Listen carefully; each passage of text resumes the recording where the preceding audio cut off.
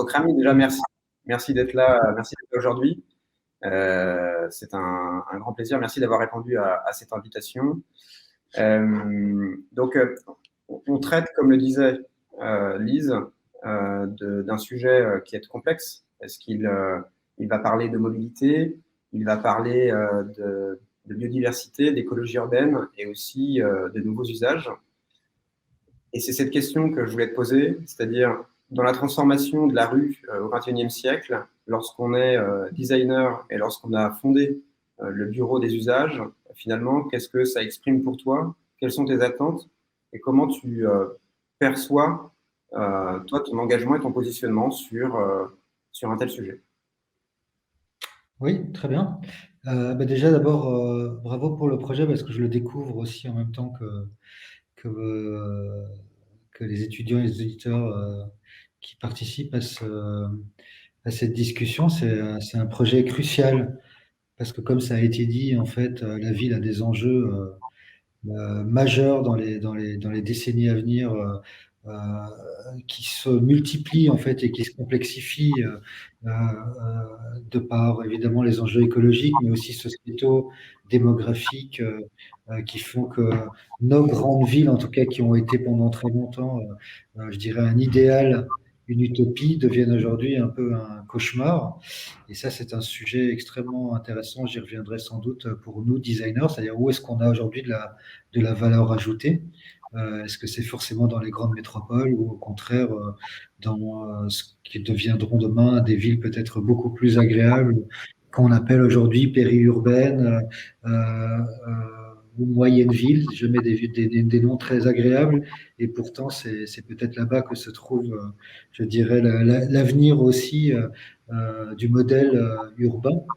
Mais aujourd'hui, je dirais que pour le designer, la question de la rue commune ou de la ville, mais pour reprendre je dirais votre terme de rue commune, elle est complexe parce que la rue, elle est difficile à définir. On ne sait pas qui vraiment la gère. Évidemment, il y a la ville, il y a les municipalités, il y a la voirie. C'est très, très complexe. C'est très difficile d'avoir comme client une ville. Euh, Par contre, nos clients légitimes, c'est souvent, je dirais, les entreprises, les utilisateurs, les opérateurs.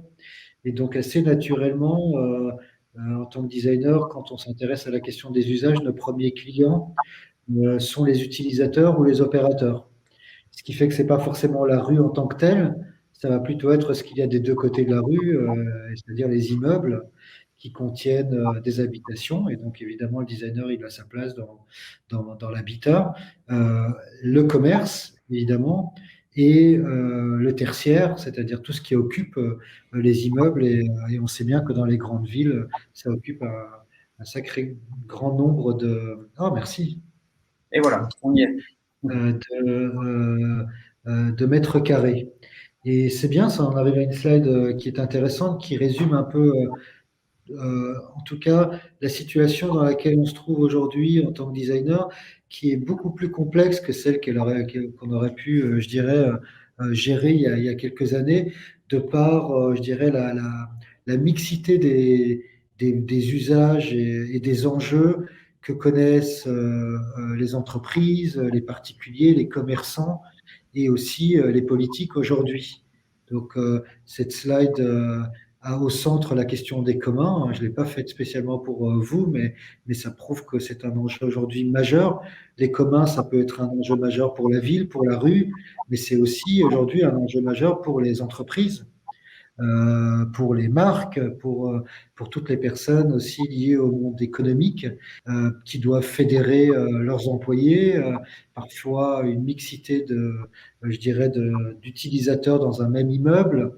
Et donc nous, on se retrouve souvent à gérer cette complexité-là et à essayer de la transformer en usage et à chercher parfois à associer des opérateurs pour transformer aussi parfois leur modèle économique et leur façon d'occuper les immeubles et parfois la rue, puisque beaucoup d'immeubles, évidemment, ont un socle commercial qui est directement connecté à la rue. C'est un premier élément et c'est vrai que les quelques images qui vont suivre montre souvent quelque chose d'assez nouveau dans notre métier, c'est que plutôt que de traiter un objet ou un espace ou un lieu, je dirais aussi multiple soit-il, aujourd'hui ce mot de porosité entre l'immeuble et la rue devient indispensable parce que les projets immobiliers deviennent tellement grands. Vous avez sans doute entendu parler des projets de réinventer Paris qui ont été assez, je dirais, euh, identifiés comme des nouvelles façons de penser l'immobilier, où il n'y a pas que la question du coût d'achat du foncier, mais aussi de ce que amène le groupement immobilier comme innovation pour la ville.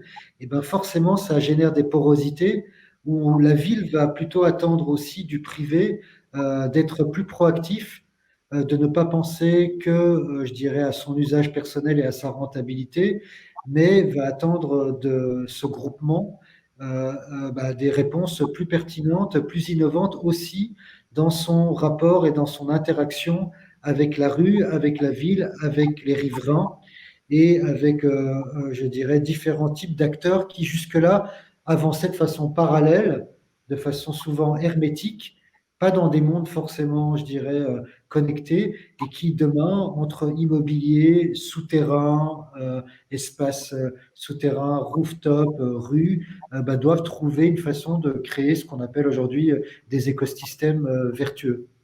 C'est quelques exemples. Ici, on voit un Oui, projet. n'hésite pas à les commenter et à me demander si je dois les faire passer. Oui, oui, vas-y, je t'en prie, je t'en prie, je t'en prie. Passe à la slide suivante.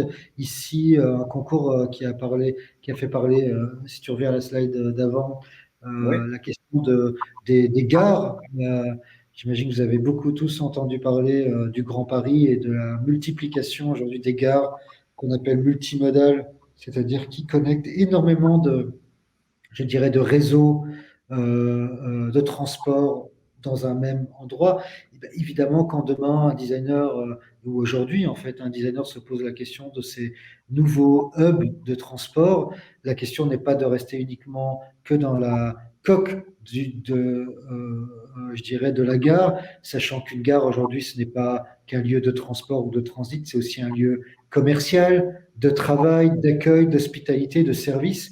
Et donc, évidemment, quand on pense tout cela au sein d'un immeuble, il faut s'assurer qu'on ne génère pas un déséquilibre avec le quartier, qu'on travaille en bonne intelligence avec les services et les commerces de ce quartier, qu'on essaye de mutualiser certains enjeux serviciels ou économiques ou sociaux entre l'immeuble et le quartier. Et c'est là où le designer, je pense, a aussi un lien à jouer dans un rapport d'échelle humaine qui, je pense, est un élément important de son métier. Et puis, un autre élément, vous en avez parlé juste avant, mais qui impacte directement nos métiers à nous. Ici, on voit Paris, mais évidemment, c'est le cas pour toutes les grandes villes françaises, européennes et un jour, je l'espère, mondiales. C'est la question, évidemment, du carbone et de l'empreinte carbone des villes qu'il faut réduire considérablement avec un vrai objectif de diminuer, surtout pour parler de choses pragmatiques, parce que parler de bas carbone, c'est compliqué, c'est abstrait, mais la réalité, c'est que ce que l'on sait, c'est qu'il faut diminuer la température des villes urgemment, et que si on s'y prend trop tard, évidemment, ce sera trop tard, parce que changer, comme je vous l'expliquais tout à l'heure, la voirie et les rues, ça ne se fait pas en un claquement de doigts, surtout quand on sait que les rues, ce qu'on y voit en fait en surface, ce n'est que peut-être 5% de la réalité de la rue. Ce qui se passe de la rue, aujourd'hui, ce sont des infrastructures enfouies. Et quand on veut planter un arbre, on se rend compte que finalement, c'est très très sympa de le dire, mais c'est beaucoup plus compliqué de le faire quand en dessous, il y a des dizaines de mètres je dirais, d'infrastructures de transport ou de fluide. Et donc, quelques exemples de la façon dont aujourd'hui notre métier fait que quand il s'agit de dépenser moins d'énergie, d'être plus respectueux de l'environnement et justement d'être bas carbone, dans l'architecture, ça devient évidemment aujourd'hui un élément extrêmement contraignant à juste titre. Dans le monde du design, ça l'est peut-être moins, mais il faut, je dirais, nous-mêmes prendre, je dirais, cet enjeu à bras le corps. Ici, on voit des images de déconstruction d'immeubles. Notre métier, parfois, c'est aussi de récupérer en fait cette matière première Et si tu passes à l'image suivante, comme ça a été le cas sur certains projets que nous réalisons, d'en faire aujourd'hui du mobilier urbain. C'est un exemple très simple, mais parfois il faut être aussi modeste dans notre approche.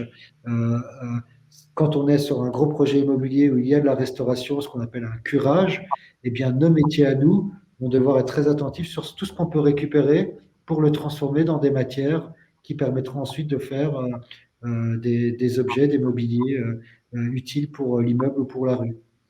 Un autre exemple, si je reviens sur le projet de la gare du Midi, qui, comme vous savez, a été interrompu pour l'instant dans sa phase de conception, mais dans lequel nous avions imaginé comment utiliser tous les déchets de la déconstruction de la gare actuelle pour en faire encore une fois le mobilier, qu'il s'agisse du mobilier de la gare elle-même ou des alentours.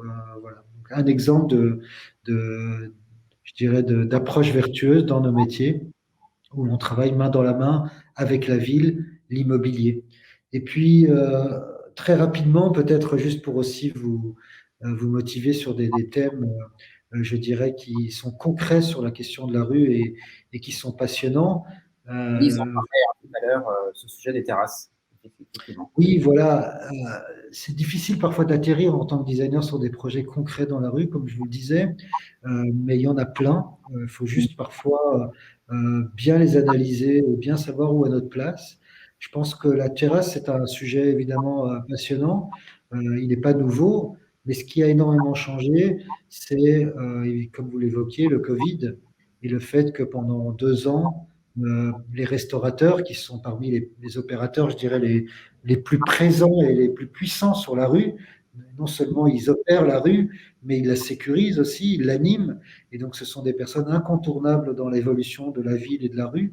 Eh bien, ont pu, dans certaines villes, on a grignoté sur les trottoirs, pardon, sur les places de parking pour réaliser ce qu'on a appelé des contre-terrasses, ce qu'on appelle toujours des contre-terrasses, mais qui ont été sans doute faites de façon un peu sauvage. Certains ont trouvé ça génial, d'autres riverains ont trouvé très bruyant et peut-être comment dire, dégradant pour la rue.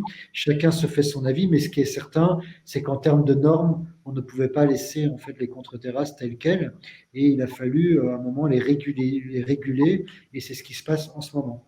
Si on passe à la slide suivante, rapidement, quand on traite un sujet comme ça, il faut aller de façon très pragmatique chercher comment la terrasse impacte la rue.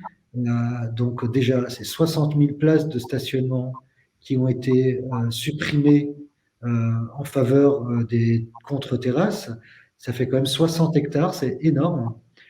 C'est 10 000 terrasses éphémères, soit 10 à 20 hectares qui ont été rajoutés aux terrasses existantes dont je viens de parler. Et pour comprendre aussi quel est l'enjeu commercial et stratégique pour les restaurateurs, 30% du chiffre d'affaires d'un restaurant se fait sur la terrasse dans une ville française. Si on passe aux slides suivantes,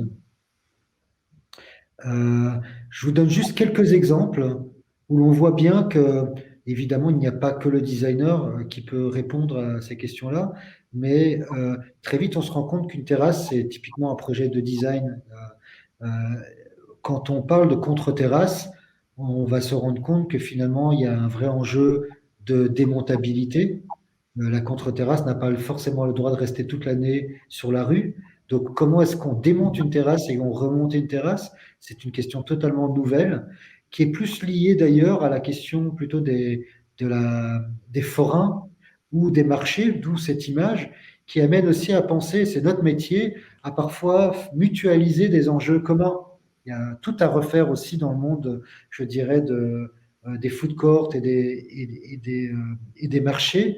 Pourquoi ne pas à un moment mutualiser ces questions-là pour optimiser la démontabilité, la modularité, le stockage et peut-être même le modèle économique de ce que pourraient être ces mobiliers déplaçables, modulables dans la ville. Le deuxième sujet, c'est que je veux vous partager. Oui, tu peux rester sur cette image-là.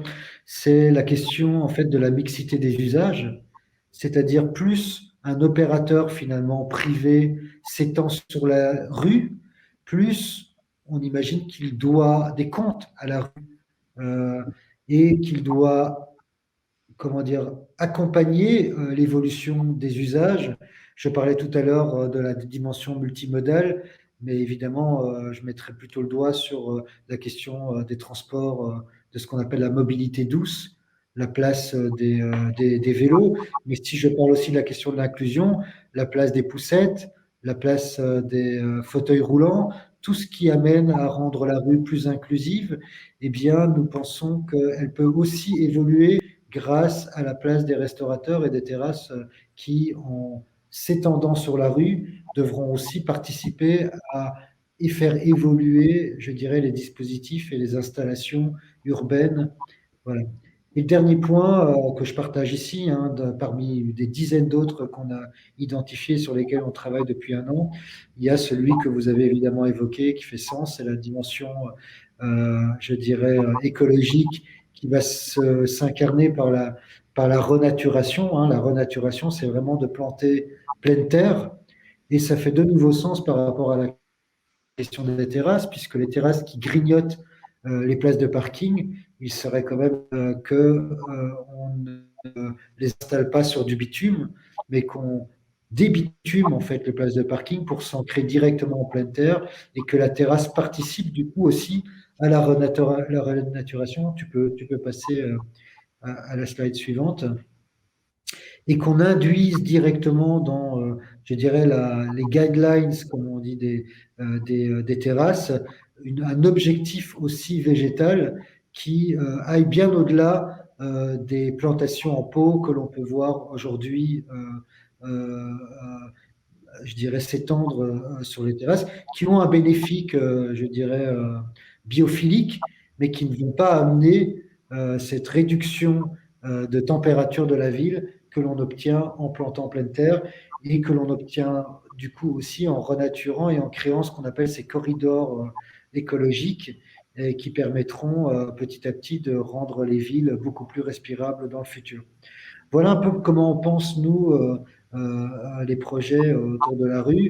La dernière slide que j'ai partagée là, c'est une slide très globale qui nous permet un peu de, je dirais, aussi synthétiser nos grands objectifs sur la question des terrasses, mais en même temps, comme vous le comprenez, vraiment de la question du futur de la rue.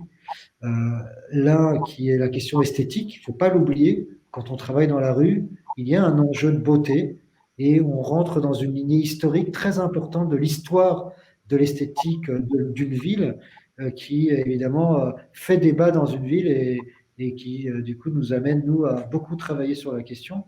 La question des enjeux écologiques, on en a parlé. La question de l'économie locale, on s'étend dans la rue, mais donc, du coup, ça doit participer à favoriser l'économie d'un quartier. Et enfin, la question du partage de l'espace public, pas que d'un point de vue économique, mais aussi d'un point de vue riverain et social. Je parle là, par exemple, d'inclusion. Donc, ça fait déjà pas mal de choses à traiter quand on questionne uniquement le sujet des terrasses. Donc, vous imaginez quand on se traite toute la rue. Et ça, je suis impatient de voir ce que vous avez à proposer. Voilà. Merci Rami. C'est bien de rendre compte de la complexité de notre sujet. Et c'est notamment pour ça qu'on a besoin de témoignages ou de partager des expériences, parce que selon nous, c'est en mutualisant toutes ces réflexions que nous arriverons à bâtir un guide cohérent déjà, utile, et puis surtout applicable, parce que ça, c'est notre premier objectif, c'est que tout ce que nous sommes en train de faire soit utile in fine.